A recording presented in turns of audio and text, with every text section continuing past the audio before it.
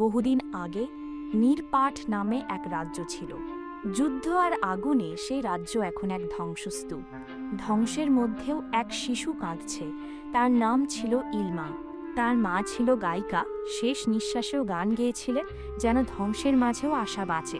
এক জাদুকরী ঈশা সেই শিশুকে খুঁজে পেয়ে নিয়ে যান এক পাহাড় চূড়ার অনাথ আশ্রমে।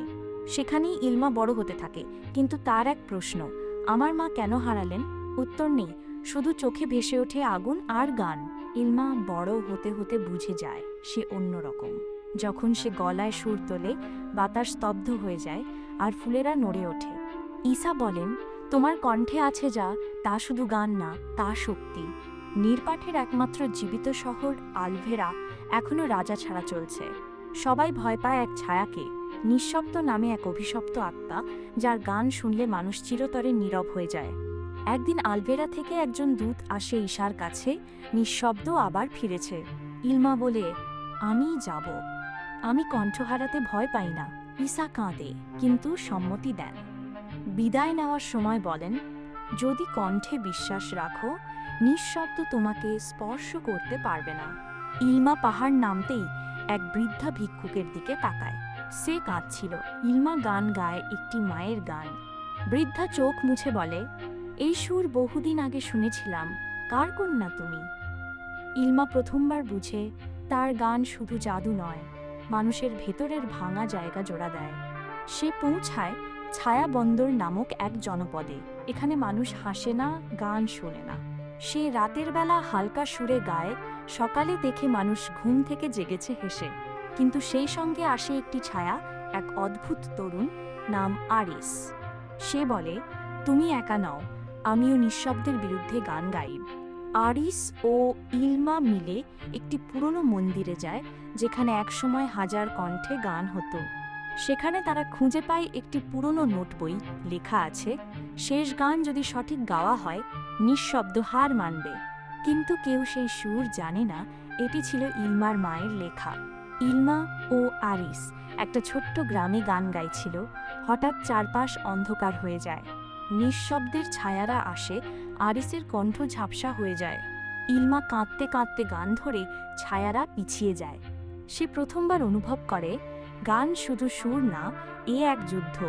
আরিস এখন কথা বলতে পারে না, শুধু চোখে ভালোবাসা নিয়ে তাকায়। ইলমা বলে, তুমি শুনছো, সেটাই যথেষ্ট। তারা আবার পথ চলা শুরু করে, এবার শুধু নিঃশব্দকে হারাতে নয়, নিজেদেরও খুঁজে পেতে। ইলমা ও আরিস পাড়ি দেয় এক নীরব উপত্যকা, যেখানে পাখি গান গায় না, গাছ নড়ে না, হাওয়া চলে না। এখানে নিঃশব্দের ছায়ারা মানুষদের কণ্ঠ চুরি করে বন্দি করেছে।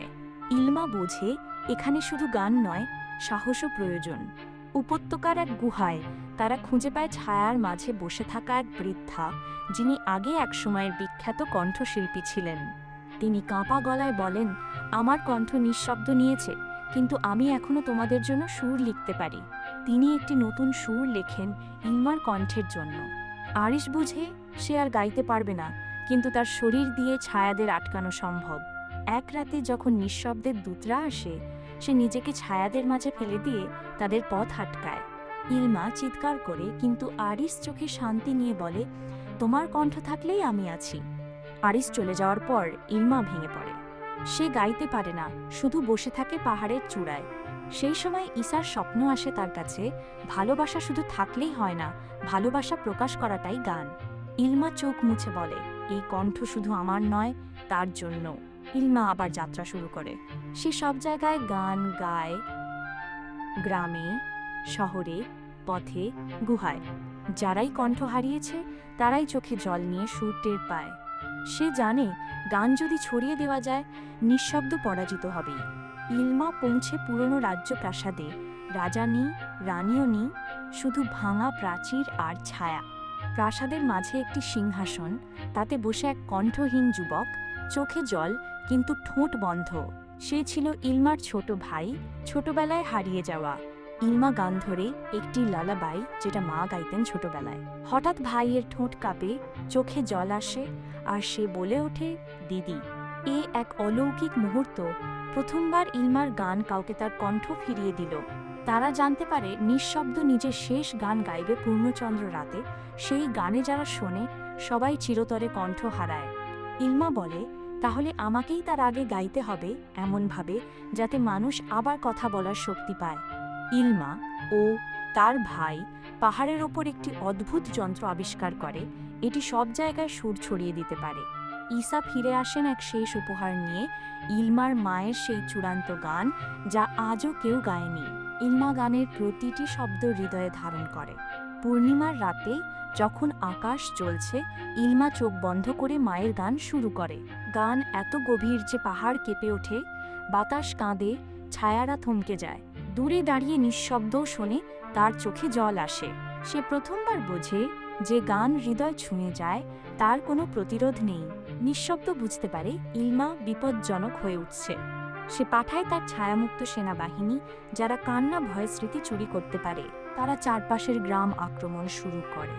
ইলমা সিদ্ধান্ত নেয় এইবার সে পালাবে না, গান দিয়ে রুখে দাঁড়াবে। ইলমা পাহাড় চূড়ায় দাঁড়িয়ে গাইতে থাকে। তার গলায় নতুন শক্তি, ঈশা ও আরিসের ভালোবাসা, মায়ের স্মৃতি, ভাইয়ের কণ্ঠ ফিরে পাওয়ার আনন্দ। প্রতিটি সুর যেন তরবারি হয়ে ছায়াদের ফাঁক করে। গ্রামবাসী তার পাশে দাঁড়ায়। সুর ছড়িয়ে পড়তে থাকে দূর দূরান্তে। বহু বছর আগে নিঃশব্দের ভয় পেয়ে যারা আত্মগোপনে ছিল, তারা ফিরে আসে পুরনো বীর, জাদুকরী, ঘুমন্ত দারোয়ান। এক বৃদ্ধা বলেন, এই সুর সেই সুর যা আমরা মনে করেছিলাম হারিয়ে গেছে। ঝড়ের রাতে হঠাৎ এক ছায়া এসে পাহাড়ের চূড়ায় আক্রমণ করে। তারা ইলমার গানের যন্ত্রটি নষ্ট করে দেয়। সবাই ভীত। ইলমা চুপচাপ বসে, তারপর বলে, আমার কণ্ঠই আমার সবচেয়ে বড় যন্ত্র। সে আবার গাইতে শুরু করে শুধু হৃদয় দিয়ে। ঈশা জানায় তার সময় শেষ হয়েছে। সে ছিল একটি আত্মা, ইলমার গান ফেরাতে এসেছিল। সে বলে, তুমি এখন নিজেই হয়ে গেছো সেই আলো যা আমি ছিলাম, বিদায়। ইলমা চোখের জল ফেললেও জানে এই চলে যাওয়াও একটি সুর। ইলমার ভাই, যার কণ্ঠ ফিরেছে, সবার সামনে দাঁড়িয়ে বলে, আমি এখনো দুর্বল, কিন্তু আমার বোন গান দিয়ে যুদ্ধে নেমেছে, আমি অস্ত্র নিয়ে নামব। সে একটি ছোট বাহিনী গঠন করে ছায়াদের বিরুদ্ধে লড়াই শুরু করে। গ্রামের লোকজন গাইতে পারে না, কিন্তু তারা ইলমার গানের সুরে হাঁটে, শ্বাস নেয়, কাজ করে। এটি যেন এক চলন্ত সঙ্গীত হয়ে ওঠে। ছায়ারা বিভ্রান্ত হয়ে পড়ে, এরা গাইছে না, তবু এদের থামানো যাচ্ছে না। নিঃশব্দ প্রথমবার কাঁপে। সে দেখে একটি সাধারণ মেয়ে শুধু কণ্ঠে তার সাম্রাজ্য কাঁপিয়ে দিচ্ছে। সে বলে, এইবার আমি নিজেই নামক যুদ্ধক্ষেত্রে। তার কণ্ঠে বিষ, চোখে ঘৃণা। সে প্রস্তুতি নেয় তার চূড়ান্ত গান রচনার। পূর্ণিমার আগের দিন সব গ্রামের মানুষ, সব হারানো কণ্ঠ, সব আশা একসাথে এসে দাঁড়ায় ইলমার পাশে। কেউ সুর তুলতে পারে না, কেউ বাজনা বাজায় না, তবু তারা দাঁড়িয়ে থাকে চোখের সাহস নিয়ে। এই এক গান ছাড়া গাওয়া প্রতিবাদ।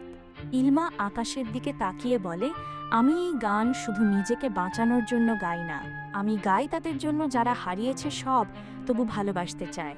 সে প্রতিজ্ঞা করে, আগামীকাল পূর্ণিমা রাতে তার কণ্ঠ হবে আগুনের মতো, প্রেমের মতো, জীবনভর সুরের মতো। পূর্ণিমা উঠতেই আকাশে ছায়া নেমে আসে। নিঃশব্দ নিজেই সামনে এসে বলে, তোমার গান শুধু শব্দ, আমার নীরবতাই চিরন্তন। সে হাত বাড়াতেই পাহাড়গুলো কাঁপে। ইলমার পাশে দাঁড়ানো মানুষেরা কষ্টে পড়ে। কেউ শুনতে পাচ্ছে না, কেউ কথা বলতে পারছে না। সব কিছু চুপ, কণ্ঠ হারিয়ে যাচ্ছে। তখন ইলমা চোখ বন্ধ করে, তার মায়ের বলা গল্প মনে করে। গান শুধু কণ্ঠ না, গান হৃদয়ের শক্তি। সে মুখে কিছু না বলেই বুকের গভীর থেকে একটি সুর অনুভব করে। সেই সুর কাঁপিয়ে তোলে বাতাস। নিঃশব্দ ভয় পায়। সে গর্জন করে বলে, তুমি কিভাবে গান গাইলে? আমি তো সব কণ্ঠ চুরি করেছি। ইলমা শুধু চোখে তাকিয়ে থাকে। তার চারপাশে আলো ছড়িয়ে পড়ে। যে কণ্ঠ সে হারিয়েছে, সেটাই হয়ে উঠছে তার সবচেয়ে বড় শক্তি। নিঃশব্দ এক ভয়ঙ্কর ছায়া পাঠায় ইলমাকে থামাতে। ঠিক সেই সময় ইলমার ভাই সামনে দাঁড়িয়ে পড়ে। ছায়া তাকে গ্রাস করে, কিন্তু সে একটানা চিৎকার করে বলে, আমার বোন থামবে না। সে নিজের শেষ কণ্ঠ দিয়ে একবার ইলমার নাম ধরে ডাকে। তারপর সব নীরব হয়ে যায়। ইলমার চোখে অশ্রু আসে, কিন্তু সেই অশ্রু থেকে জন্ম নেয় এক নতুন গান। সেটি শুধুই কান্নার গান না, সেটি আশা, ক্ষমা আর ভালোবাসার গান। সেই গান শুনে চারদিকে যারা চুপ করেছিল, তারাও সুর তুলতে থাকে। গানটা এমনভাবে ওঠে যে নিঃশব্দ আর দাঁড়িয়ে থাকতে পারে না। তার মুখ বিকৃত হয়ে যায়, সে বলে, এটা অসম্ভব, ভালোবাসা কখনো এত শক্তিশালী হতে পারে না। আর তখনই সে নিজের ছায়ায় গলে যেতে থাকে। একটি অন্ধকার গল্পের শেষ হয়। রাজ্য জেগে ওঠে। সবাই কাঁদে, শুধু দুঃখে নয়, বহুদিন পর কান্না করতে পারার আনন্দে। শিশুদের কান্না, মায়ের হাসি, বুড়োর গান, সব মিলিয়ে তৈরি হয় এক নতুন রাজ্য। রাজ্যবাসী ইলমার সামনে হাঁটু গেড়ে বসে। তারা বলে, তুমি আমাদের রাজকন্যা নও, তুমি আমাদের হৃদয়। তারা ইলমাকে একটি নতুন সিংহাসনে বসায়, যেটা সোনা দিয়ে নয়, ভালোবাসা দিয়ে গড়া। ইলমা বলে, এ রাজ্য এখন আর ভয় দেখাবে না কাউকে। কেউ যদি কাঁদে, আমরা তার পাশে দাঁড়াবো। কেউ যদি হাসে, আমরা সেই হাসিতে গান জুড়ে দেব। তার কণ্ঠে উঠে আসে শেষ গান, যা শুনে দূর রাজ্য থেকেও মানুষ ছুটে আসে। রাতে আকাশে তারা জ্বলে। কেউ বলে, ওই দেখ, ইলমার তারা। কেউ বলে, না, ওটা তো তার ভাইয়ের চোখের আলো।